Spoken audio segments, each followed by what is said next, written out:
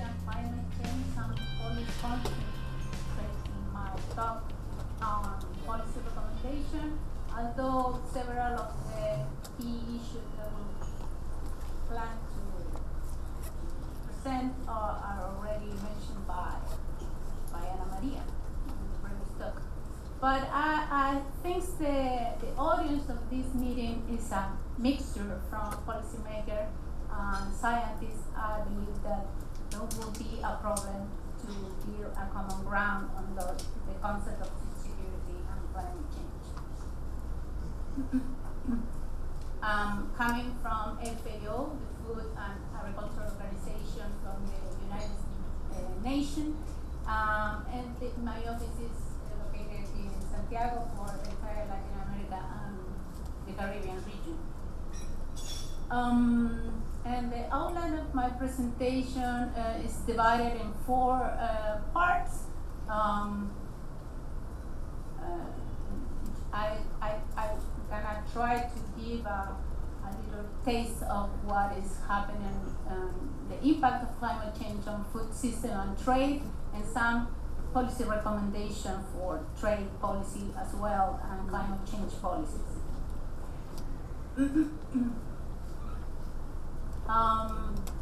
This is the formal definition of food security by FAO. It includes concept of the access to food, the stability of food. It's not only having food, but also to make good use of the food. And it has 4 dimensions. The sufficient quantity of food and appropriate quality, the access by individuals to adequate resources to acquiring the food, and the stability of that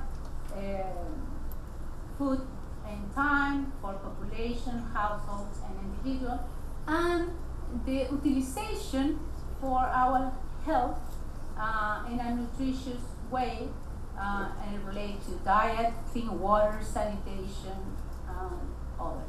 So food security, it goes beyond hunger. And Ana Maria was mentioned that we have problem of overweight, but malnutrition include overweight and undernutrition, and it costing $3.5 trillion to the global economy annually. So food security goes both ways, hunger and obesity and overweight, malnutrition in general. And repeating the challenge that we are confronted to feed more human on Earth, and that FAO is estimating that more food, about 60% of more food we will need to produce in 2050. We shouldn't forget the fish production, since, as Ana Maria mentioned, 1 billion poor people obtain their animal protein from fish. And as you can see in the graph on the top, the wild capture of fishery have been stable and even is declining due to overfishing. So we expect that aquaculture will supply the future demand for fish for fishing. And I'm bringing that issue because climate change is not only the major challenge that the food system is confronting. There are other environmental deterioration, overfishing, a loss of biodiversity, some socioeconomic trends that are putting pressure over the food system. When FAO talk about agriculture, it includes forestry, crops, livestock, fishery and aquaculture and the forestry sector.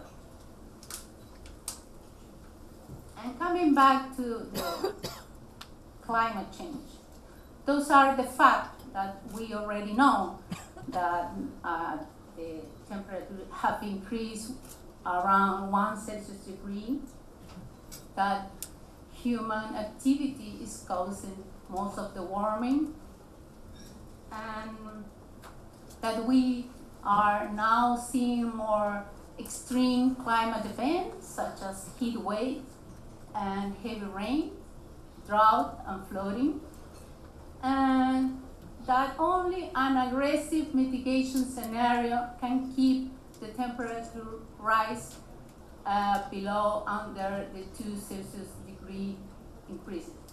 And we are talking about the carbon budget, which means the amount of the greenhouse gases that the atmosphere can support, can hold, in order to keep the temperature under 2 Celsius degree. If we think in that budget, we already have spent half of it. So mitigation is an important part of the of climate change tracking climate change. Sorry, and greenhouse emissions from agriculture are really important since they have been doubled over the past 50 years, and without a greater effort to reduce them, they could increase additional by 30% by 2050. And you can see here in the map that the emissions coming from the agriculture are different from different continents and regions. But in Latin America and Asia, the contribution from the agricultural sector to the emission is really high, but it's different. In Asia, most of the emission coming from the agricultural sector are from crops, including rice, and in Latin America we have livestock has an important share in those emissions. And here you have the map, and you can clearly see how the livestock contribute to those emissions. So agriculture is part of the problem as well as the solution. And the agricultural sector has a significant potential to make cuts in greenhouse gases emission. The opportunities for mitigation in agriculture include livestock and land use management, CO2 storage in soils and biomass. Ana Maria was mentioned the silvopastoral system with tree and livestock, forestry, reforestation, activity, etc. And changing in consumption, and I'm coming back later on that area of work because it has a high potential to reduce greenhouse gases. Another fact is we have experienced climate variability, shock, and impacts on food prices. So related to extreme climate events, so we have approved that climate variability is affecting prices as well as the production, agricultural production. And Ana Maria was showing another graph very similar to this one, with the most with this tropical crops being affected by climate change. What is important here in Latin America is we are talking about tropical crop, really important for subsistence, and we are talking about beans, rice, and wheat. Part of the diet of important part of the population. If we think in Central America and Northeast Brazil, we're talking of region where a large portion of rural poor are located. So it is estimated that with 3 Celsius degrees or more, the adaptive capacity of agriculture will be exceeded in low latitude, close to the equator. So family farmers with fewer assets will need more support for conduct adaptation.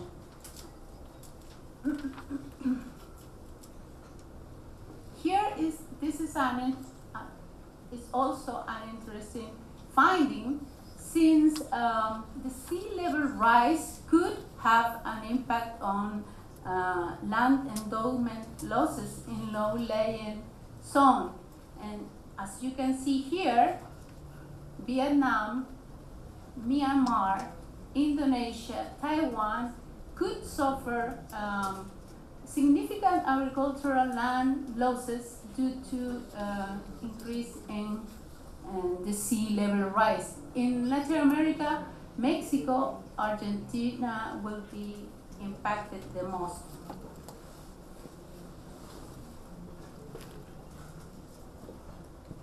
And don't forget the fish. The fishery sector also could be impacted by climate change. The ocean warming will reduce the catch potential, and Ana Maria was telling us that 1 million people depend of animal protein coming from fish. So and some impact will be located in Asia and Latin America.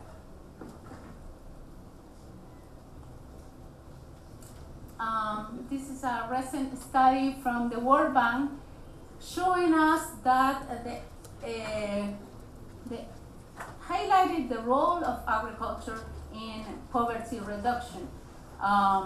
They analyzed different scenarios and they conclude that climate change could have more than 100 million people living in extreme poverty due to reduction in agricultural productivity and income.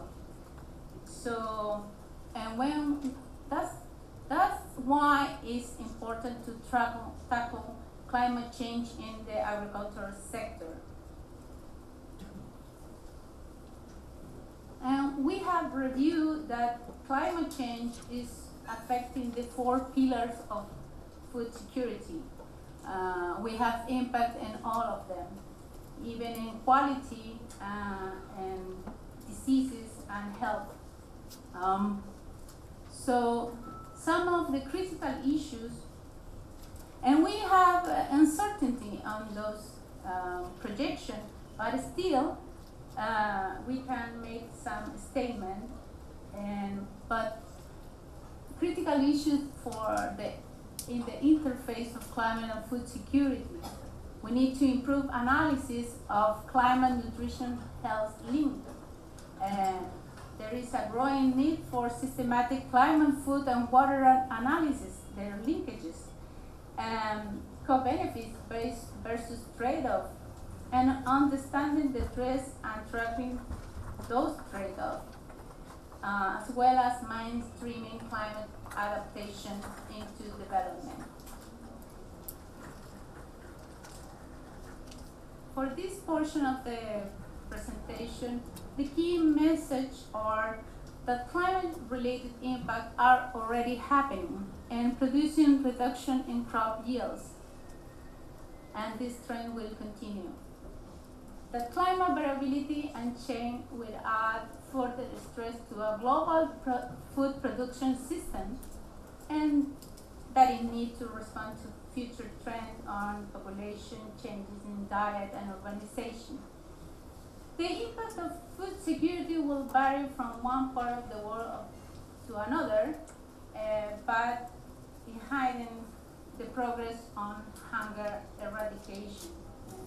That's why FAO is working on that area.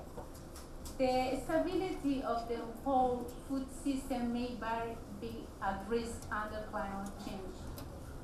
largely due to short-term variability and extreme events in agricultural markets.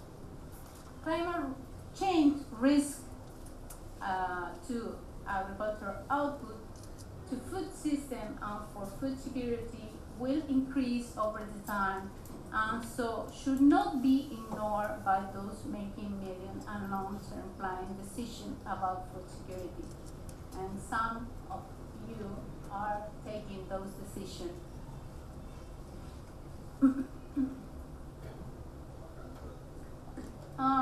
Here I will try to make the connection with the food system and trade, although some of the points have been already mentioned. When we check the expected annual calorie production, the implication for trade pattern are very clear. So the shift of agricultural production to new areas is expected to change the global trade flows. Current local breadbasket, such as North America and Southern Asia, could reduce their export and the export share and increase their import. For instance, South Asia. So it's changing the pattern of trade. Climate change could change the flow of food around the globe and impacted the entire food system.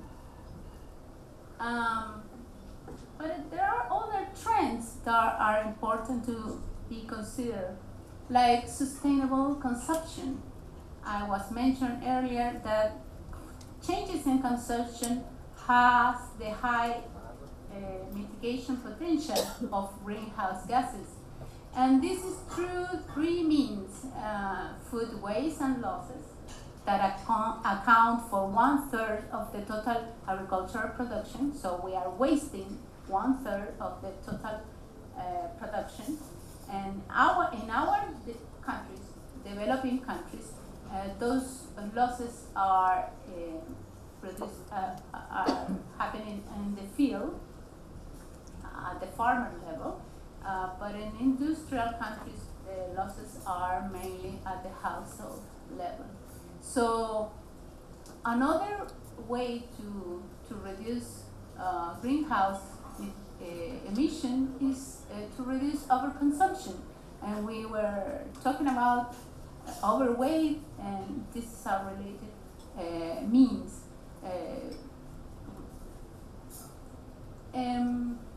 As well as new consumption patterns that are emerging, and diets with low greenhouse intensive food.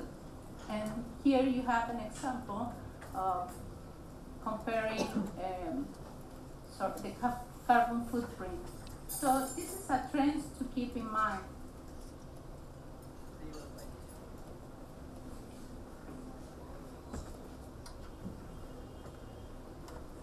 And farmers and food producers can adapt to some change, but not all of them. There is a limitation of what could be done. Here, this matrix is showing us how is the readiness or the capacity to respond to climate risk by different sectors. And as you can see, food producer here, located at the top right corner of the matrix, have the higher risk and the low readiness for response to climate and sustainability risk. So we have to work with them in order to increase adaptation capacity. The adaptation capacity of the entire food system. And Ana Maria was mentioned the Paris Agreement that was born last year in Paris, and that will be signed probably soon. China is on board. we're expecting the United States to sign the agreement. With the national determined contribution, and this study by FAO is showing that out of 130 countries that has included adaptation in those commitments, 25% of those are including crops and livestock production.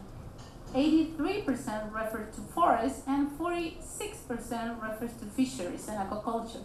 So agriculture is a really important component of the contribution made by the countries for tackle climate change. And in one analysis for Latin America, we are also seeing that climate change is mitigation is include agriculture in 40% of the national contribution. So climate change, the Paris Agreement, could also have an impact on rural development, agricultural development, and trade by those commitments.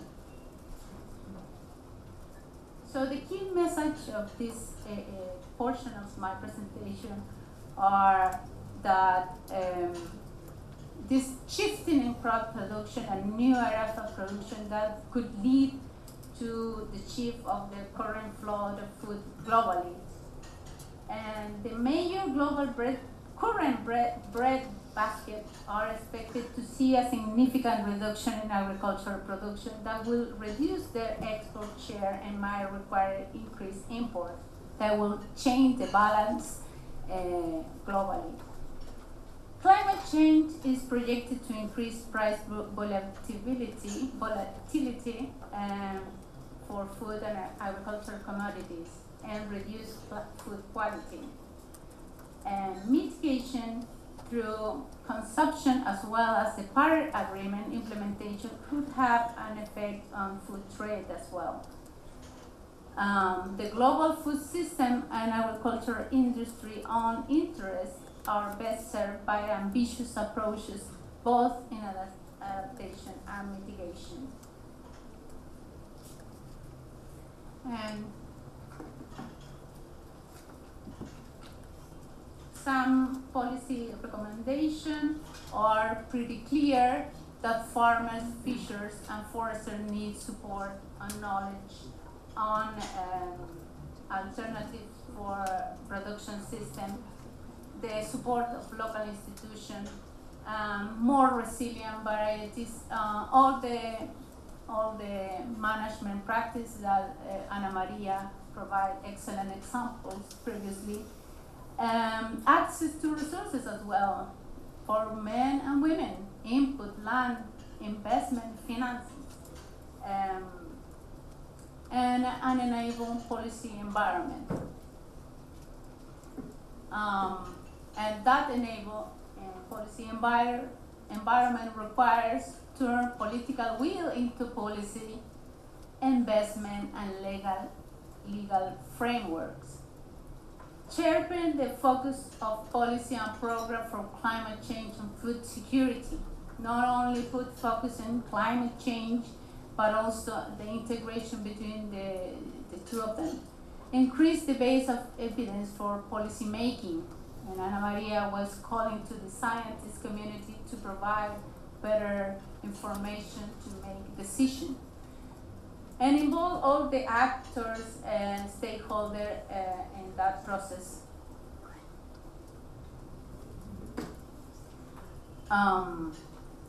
And this need also was already highlighted by Ana Maria of the two ways science and policy dialogue, matching evidence on climate impact to the needs of policymakers.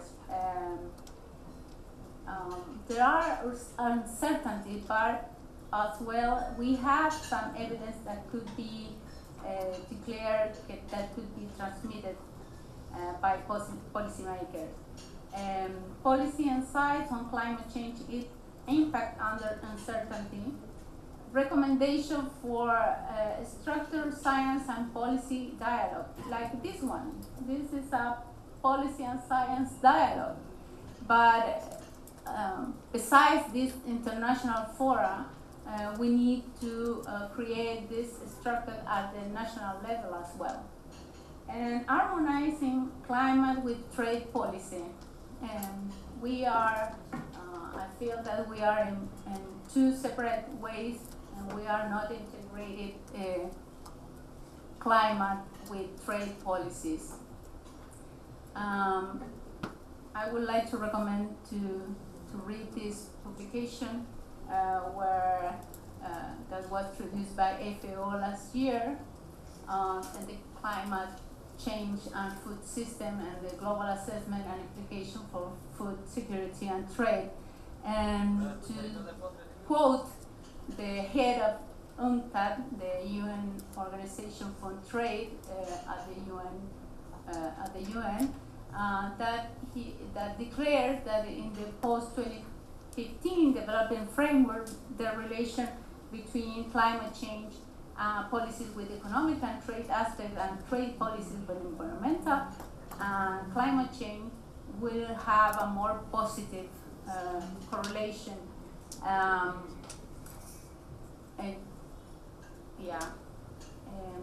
For achieving sustainable development and poverty eradication.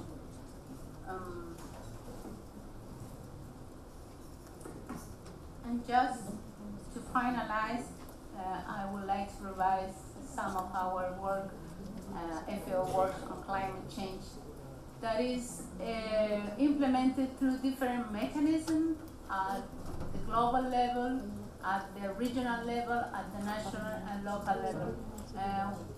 FAO is participating on convention, the UN Framework Convention for Climate Change, for instance, and it's several platforms for discussion, helping governments for the creation of policies, strategies, and knowledge, and some intervention at the national and the field program level.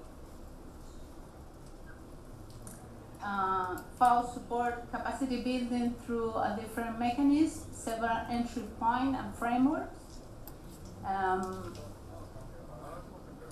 providing methods and tools. By the way, I want to highlight that we are closely related to the CGR institution.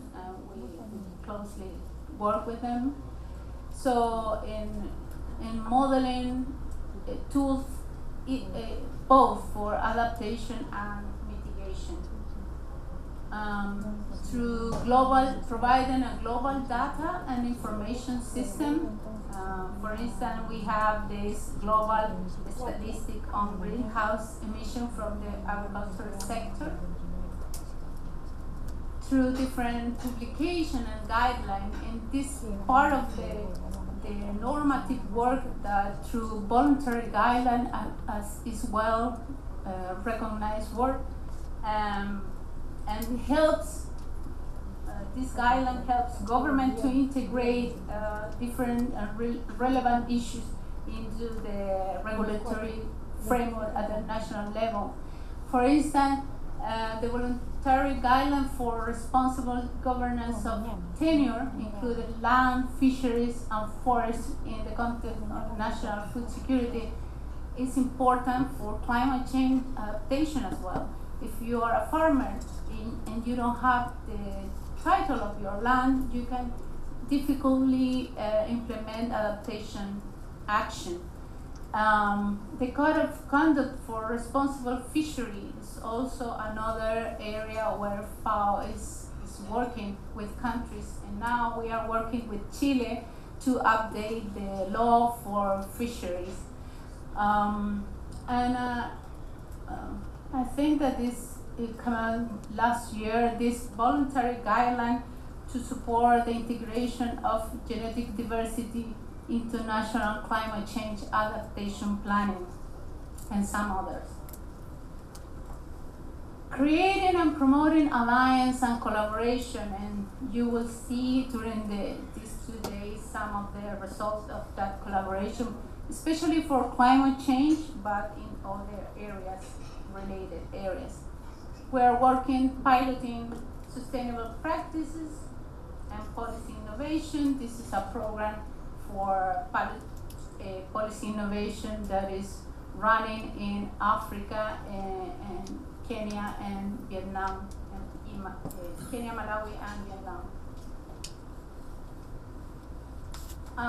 Promoting participation in international fora and promoting regional dialogue. Not only under the framework convention of climate change, but promoting regional dialogues. And with Ana Maria, we spent a couple of days ago in Costa Rica having one of those regional dialogue for policymakers who are from the forestry and agricultural sector that are participating in the global negotiation or providing advice to their delegations in their countries. And leveraging climate finance through the GEF mechanisms and other. And finally, here you can find more about our work on climate change. I would like to highlight that FAO's work relates to the 17 Sustainable Development Goals. It's difficult to read all. What is the relation between each of them? And that will be a major part of the future agenda. We are trying to help countries to build their national statistic for an indicator for the Sustainable Development Goals follow-up.